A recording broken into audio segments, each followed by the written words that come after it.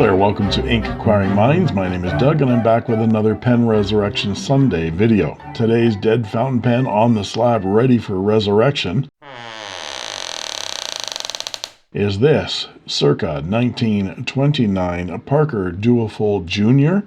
Big Red. This is kind of a holy grail of a vintage fountain pen for many. The Parker Duofold Big Red was the first fountain pen that came out in a color other than black. Most pens back in that day were made of black hard rubber or ebonite, and it was very difficult to make ebonite in any color other than black. Well, Parker did it in 1921, and it was a big hit. This is the streamlined version, which came out in 1929, and this particular model is a junior, which measures around 4.5 inches capped. I've been watching this pen for several years. At a local antique store that I frequent quite regularly, this pen has been in a pen case for the last 3 years that I've seen, and it was marked at a particular price that I wasn't willing to pay. I finally got up the gumption to ask the vendor if he would take an offer, and my offer was accepted, so I'm delighted to have this wonderful fountain pen. It's in rough shape, of course, because it's very, very old, and the sack is desiccated inside. There's some abrasion on it. It has been well used over the years. There's an imprint on the pen. You can see it's very, very light. It says G.O.S. Parker, and then it fades away. I can barely make out Parker Pen Duofold, made in Canada, and that's it that I can see. Now there's the Parker gold clip, and the gold is in really, really good shape on that ball clip. There's some gouges out of the ebonite top finial, some gouges out of the red ebonite, and some abrasions. The two gold bands are in relatively good shape with a dent right there and a crack in the ebonite on the cap lip. Now that cap doesn't spread beyond that cap band, and that's what those cap bands are designed to do, to hold this pen together, give some strength to that cap. The blind cap has lots of oxidation, but no major gouges. You take that off and there is the button filler, and of course it's absolutely solid. Unscrew the cap and we see the black ebonite section, which is in really good shape, no chips or gouges. And that beautiful 14 karat gold Parker Duofold nib. It says Parker Duofold 14K pen, Canada. And the ebonite feed. No chips or chunks out of that either. And the tip seems to be in excellent shape. Just a slight bend right there. So it's going to need some adjustment, but we need to get this section out of the barrel to inspect the pressure bar and to inspect the remnants of the old sack that's in there. Now I heated this slightly to see if I could get it out, and it actually turned, and I was able to pull it out, and there's some remnants of the old desiccated sack, latex sack that's on the end of that section. And here, looking into the barrel, you can see all that old latex dried up sack material inside. So I'm going to have to dig away at that very carefully and get it all out of there to be able to inspect the condition of that pressure bar. So I'm going to do that for a bit. I'm going to soak this in pen flush, but not long, because ebonite does not like water. I'm just going to soak it a little bit to get some of that old ink and debris out of there. And then I'm going to try to tease out all that old material and see whether I can save that pressure bar and what condition the pressure bar is in.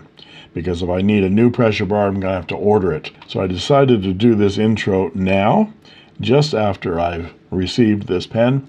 So if I need parts, I can get them quickly. You might not see the rest of this resurrection for several weeks. We'll see. Well, it hasn't been weeks at all, just minutes, because I was able to dig that old desiccated latex sack out of there. And guess what? The pressure bar is in perfect shape. It looks almost brand new, and I'm expecting that it is relatively new. Maybe it might even be 20 years old, who knows? But it does say for slip section pen. So Parker would not have put that on in 1929 on that pressure bar. So in recent times, in the last 10, 15, 20 years, this pen had another sack installed, and the pressure bar was replaced with this more modern one. And we can see the barrel still needs some cleaning, and there's that ring. There's a metal ring right inside there that this pressure bar pushes up against. So you put the pressure bar inside the barrel, it's like that, and then this bit, that spade bit right there, pushes up against that ring. I can't get it to do it right now, of course, but it pushes up against that ring, and then when you press down on it, it deflects that pressure bar up against the sack to squeeze it. So now that I've got the parts free, I'm going to take the rest of that desiccated sack off of the nipple of that section. You can see the old, relatively old shellac that's on there, and we'll be able to knock out that feed and perhaps get a date code. I'm not sure that they date coded these nibs in 1929, but we should be able to get that nib and feed out of there. The earlier Duofolds had what they called a lucky curve feed system, which was a longer feed that curled down and touched the inside of the barrel. So it basically seeped ink up from the top of the barrel, and they discontinued that around the time they came out with this streamlined version of the Duofold. And here we are right out of the bath of pen flush. The gold is already looking very nice, and I've scraped off a lot of that old remnants of sack and shellac. Needs a little bit more work. After soaking it a bit, a little bit of ink came out. I'm going to tap that feed out of there and get that nib and feed out of the section. Put it in our block and give it a tap. It doesn't want to move, so I'm not going to force it. I'm going to soak it some more. Okay, attempt number 2. Let's try it again. That's more like it. Yeah, the nib stayed, and there's our nib. Parker Duofold Canada number code on there. It says 37. Well, that surprises me. 37. Well, maybe it doesn't surprise me. 1937. Canada continued making some models that were discontinued by Janesville in the U.S. for years afterwards. They made Vacuumatics for years after they were discontinued by Parker in the States.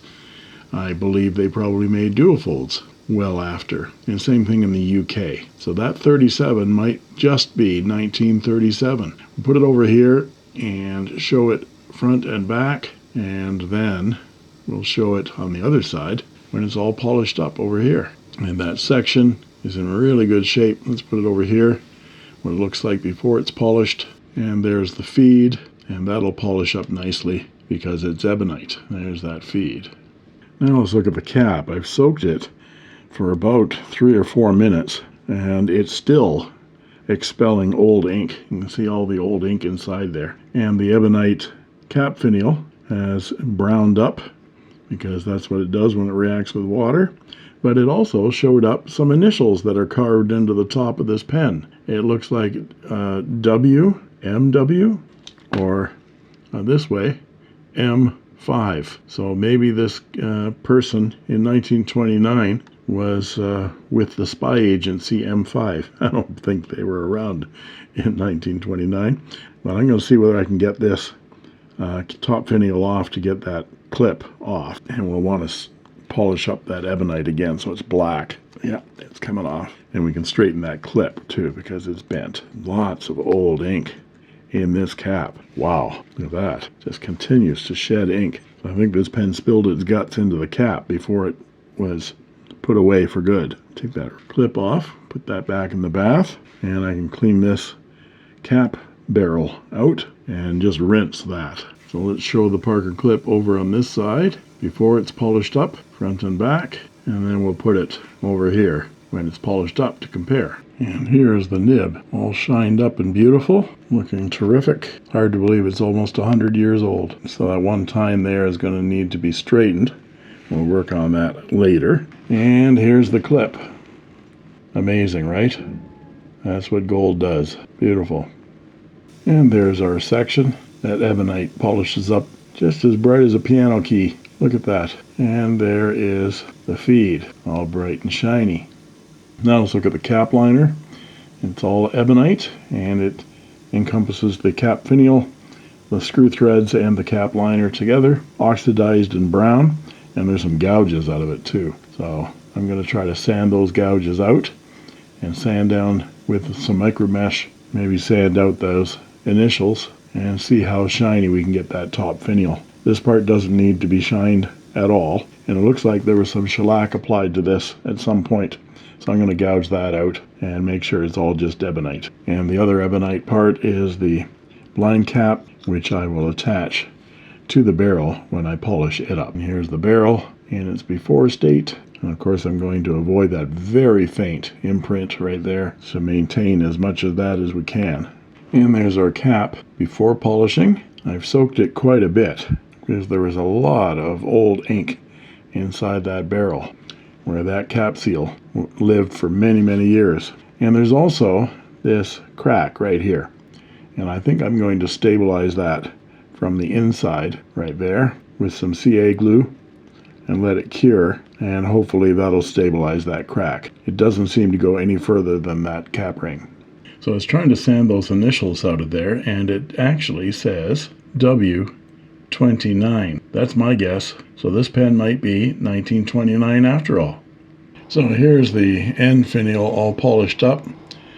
I didn't sand it down deep enough to get at that initial, and I'm convinced now that it's W27 that someone has etched into the top of their pen, and those gouges at the side where someone tried to take pliers or something to get this top finial out were way too deep to be able to sand down, so I'm just going to leave them in there as character marks. So with that polished up cap band and that polished up top finial, this pen is starting to really come together nicely. Of course we have to polish up that cap ebonite and fix the crack and polish up the cap bands as well, but I'm really pleased with how this is looking. And there's the barrel all polished up. Look at that, beautiful. And that blind cap polished up beautifully as well, and the imprint, what there was of it, is still there. There it is. It sort of fades out in the middle of the word Canada, but it's still there. And here it is compared to the cap. You can see how dull the cap is. But we'll do the same treatment, which is going through all the micro mesh from 1500 to 12,000 grit, and then finishing up with some polishing compound on my buffer wheel. And I'll mask off those gold bands until we get to about 4,000, and then I'll polish up the gold with the 4,000 grit on and the polishing compound. And even though the pressure bar is in excellent shape and I can reinstall that, I still have to wait on for sack for this pen. So I've got that on order and it's on the way. But in the meantime, I'll polish up and reassemble this pen. We'll put the section back in the barrel again and the nib and feed back in the section. And we'll do a dip test writing sample with the nib, and then when the proper sack arrives, I'll install that and we'll test the pen again. And here is the cap all polished up, looking gorgeous. Look at that, very shiny. And unfortunately, because of the shape of the cap curving down like that, it always scratches into that barrel. I polish those scratches out and they're right back again. So let's see if we can put this whole kit and caboodle back together again, minus the pressure bar, the button, and the sack, and maybe do a dip test. Let's start with the cap, our polished up clip. I scraped out as much of that old shellac as I could, and of course I polished up that top finial, leaving those engravings, and I rebent the clip back into shape. So I'm just going to put a weak card under that clip as I tighten this whole thing down. And then we can position the clip to where we want it. Let's see, where do I want it? I'm going to hide flaws. That flaw is right in line with the breather hole. I like to have the breather holes on the side. There's a bit of a flaw there. Position it right between the two breather holes, like right there. There we go. That's looking pretty good. Now, before I put the nib back together again, I think I'm going to try to straighten that one tine. It's getting close. And show you how it just slightly bends below. So the nib isn't aligned properly. So I'm going to use my nib tine pliers and see if I can straighten that. But I want to do that with my loop and off camera because it's a tricky operation. So I put the nib together with the feed because the feed shapes the nib fairly substantially on these thin gold nibs. This is a fairly flexy nib as well. And then I adjusted it with my nib pliers so that they're together as best as I can get them. And being on top of the feed, it's the shape of the feed that adjusts where the tines are as well. So I'm just going to grip on that, and grip on the section, and see whether I can actually find the sweet spot and push that in. I think I'm going to sand down the back part of that feed to get a little bit of ebonite dust going. That sort of lubricates the inside of the section and allows the nib and feed to slide a little bit better. Let's see whether it'll do it with the nib in place. And down at the base of the feed where it starts to swoop, which is about where it was fairly deep inside that section, but that nib shows that 37 on there, and that was not visible before, so I don't think I've got it all the way in. But let's check the alignment. And it's still off a little bit. I'll try to adjust it with my fingernail. That looks pretty good right there. Feed looks a little bit off. Yeah, it's crossing itself. So if the nib is a little bit further out, the main thing we have to check on is how much cap clearance we'll have. So that's no longer fitting in there. I'm going to have to heat this barrel a little bit. There, that just expands that ebonite a little bit and allows me to slide that section into the pen. So now we have to check for cap clearance to make sure we're not running into the top of the cap when we cap the pen. No, got lots of cap clearance. So here's our first writing test. We'll see how much I need to realign those nib tines. Just going to dip some Watermans in there, post the pen. That's what's causing that split to happen, is posting that pen. You see it go wider, so hopefully I'll be able to stabilize that crack. Let's see, let's call this a 1929 Parker Duofold Junior. Well, very wet, lots of feedback. So this needs to be polished, but those tines don't seem to be a problem because look at that flex. That's the way people used to write back in the 1930s. Okay, I'm going to put my mic down next to the page so you can hear it.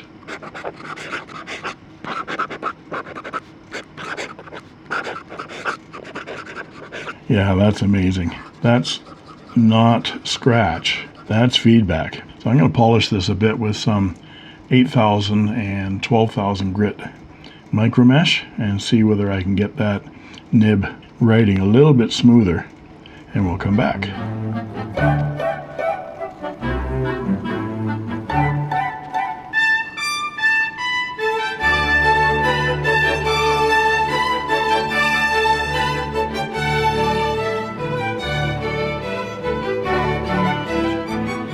And that's much better. It's got feedback, but it's not singing at me.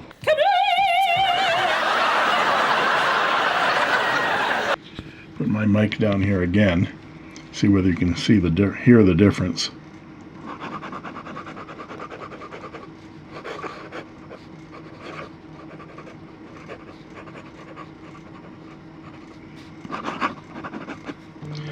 So there are spots where it sounds a little bit louder. So I may continue to tinker with that nib, but it's writing beautifully. So I finally got my supplies in, and here's a number 18 size sack, and I've already cut it to length so that when it's in the section, it goes to the back of the barrel. I got my pressure bar and my brass button, which I've polished up. It was kind of corroded, so let's see if we can put this old pen back together again. The Parker service manual from the 1930s says to put the sack on the section, put the whole thing in the barrel, and then put the pressure bar in by tilting it under the sack. It's really tight on this Junior, so I'm going to put the pressure bar in first in defiance of the Parker company, and it fits down through the tail like that. And I'm going to put the section in the sack with the pressure bar slightly extended so that they fit together without kinking. First thing we have to do is put this sack on the section. So I got my sack spreader out, and I'm just going to test fit it. The full-size Duofold takes a necked sack, a 21 size necked sack. That does not fit in this junior. This is a number 18 size latex sack, and let's put some talc on it, make sure it slides properly. There, this is not shellacked on right now. I'm just going to fit it in so that it's under that pressure bar, and then slide the pressure bar onto it. And that's going to fit. Yeah, that's going to fit nicely. Okay, so let's take that back off. Get out my shellac pen from the inky nib. I've already sanded down the nipple there with some 400 grit just to make it rough. And put shellac all the way around there, the sack back on the spreader, and fit it up underneath. And give it a small turn just to make a bead of shellac along that seal. Now we'll let that sit overnight and then put it back in the pen, give it a test fill and a test write. And we're back again the next morning, and the shellac has dried, and we're going to put this back in the barrel. And I've got my heat gun ready because I think I'm going to need to heat this barrel to get it back over that section. And the pressure bar is partially out, and I've got to make sure that I have the pressure bar facing the sack, which is that way. So I'm going to tilt it down into the barrel and push the sack up so it goes up over that pressure bar and should slide down underneath, and then is resting against that ring on the inside. And yeah, I'm going to need a little bit of heat on that barrel. So I'm going to heat it up first and do the whole thing again. And we do the whole thing again, and that should go in this tank. Caught some of my rubber mat inside. There we go. Now we put the brass button back on and give it a try. Yep, that works. And before I put some ink in this, got a little shellac on that section, so I'm going to polish that off a bit so it's nice and clean. Okay, so I polished that section again, and the end blind cap as well, and then soaked it to get any of that polish out of that feed and nib area, because that will inhibit the flow of ink. So let's measure the weight of this pen. Body is 10.03 grams, and let's put some Watermans in it and measure it again. The Parker manual says to hold the pen straight up and down with the nib and section in the ink. Here, I'll read directly from the manual. It says to fill Parker pens, unscrew the blind cap on the end of the barrel and insert the pen in the bottle of good fountain pen ink. It's necessary that the nib and feed be completely submerged in the ink. Press the button with the thumb to expel all air from the ink sac. Release the thumb from the button instantly and let the nib stay in the ink while you count to 10. The ink sac should then be filled. And below it says, be sure to explain to the buyer of a Parker pen that he must give it time to fill. Some people press the filler button and withdraw the pen almost immediately after releasing pressure on the button and expect the sac to be filled. To fill the sac completely, the point should remain immersed in the ink at least 10 seconds. After 10 seconds have elapsed, withdraw the pen from the ink bottle and with a cloth, wipe the gold nib clean. Screw blind cap on the pen. It's now ready for writing. Although all pens are apparently identical, some may require more time to fill than others because of minute variations in the dimensions of the feed channel or the degree of elasticity of the rubber sac. Thus, some pens may need as much as 15 seconds time to fill completely. So, let's take their word as gold here. This is now changed to 9.5. I'm going to reweigh this pen. There we go. And we're going to take Parker at its word, and we're going to push the nib and section down into the ink, and I'm going to depress it and let it go immediately and wait 1, 2, 3, 4, 5, 6, 7, 8, 9, 10, 11, 12, 13, 14, 15. That may seem like an inordinate amount of time, but in demonstrators you can tell that it takes a while for that sac to fill. Again, as they said in the manual, depending on the elasticity of the sac in question. Let's put it back on the weight, and we're getting 0.53 milliliters of ink. Let's see if it increases if I give it another press and release. The other way you can tell that it isn't finished sucking up ink is if you press the button, and when you pull the section out of the ink, it makes a slight slurping noise as it's still got a slight vacuum there. Let's try it again. Yep, 0.59.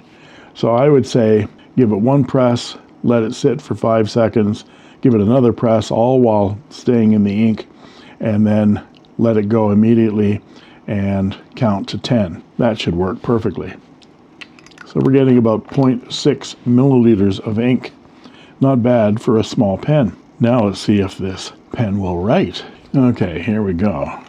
Got some Clairefontaine. Now I'm not going to post this pen anymore. Posting will destabilize that small crack that I've stabilized with a little bit of CA glue, but I would not post it. Or if you're going to post it very gently. So here we go. This is a 1929 Parker Duofold Junior, and it has a 14 karat gold medium flexible gold nib, and it's extremely wet, very smooth, just a hint of feedback now. I polished out much of that tooth that was in it earlier, and of course our ink is Waterman's Serenity Blue. Yeah, with a nib like this you can't help but make swooping lines with it because it just behaves that way. Very vintage writing experience with this gold nib. Even if you can't write, it makes your writing look great. And I'll be back with my thoughts about this resurrection. So what are my thoughts about this pen restoration? Well, I kind of pined away for this pen for about 3 years, looking at it and putting it back, looking at it and putting it back.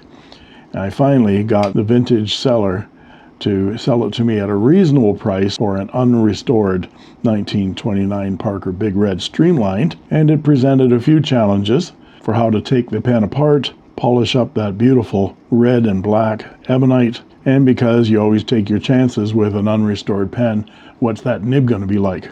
Well, I kind of hit the jackpot here because this nib writes beautifully. I was thrilled. The tines were misaligned quite severely. I got them back into close shape because that nib is so flexible. There, it railroads a bit when you try to push it. I had it sitting out, it's been drying, so there we go. So because that nib is so very flexible and bouncy, it really is a lovely vintage writing experience. And all of the gold on this pen polished up beautifully. I was able to stabilize that small crack there, and if you're going to post this pen, I would post it very, very gingerly. There are some vintage wear marks on this pen, so those gouges are still in that cap. I decided not to destroy the shape of that end finial by going any deeper than what I did.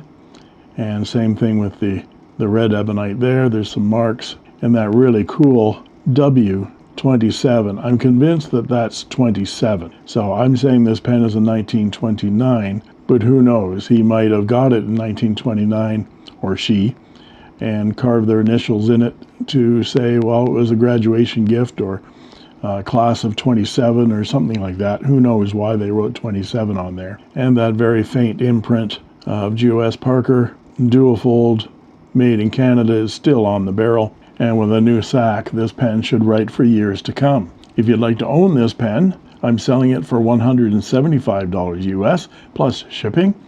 Just drop me a line at inkquiringminds@gmail.com with your name and your address, and I'll get you a shipping quote. So all in all, a very satisfying pen resurrection of a classic pen. And there you have it. If you like this video, please like and subscribe, and don't forget to ring that bell to get instant notifications whenever a new video is posted. And you can join as a member of my channel for only 99 cents a month, and I guarantee I'll answer your comments in the comments section, and you'll get cool emojis, badges, sneak peek unboxing videos, as well as instant access to my videos the moment I post them. And that just leaves it for me to say, thank you watching,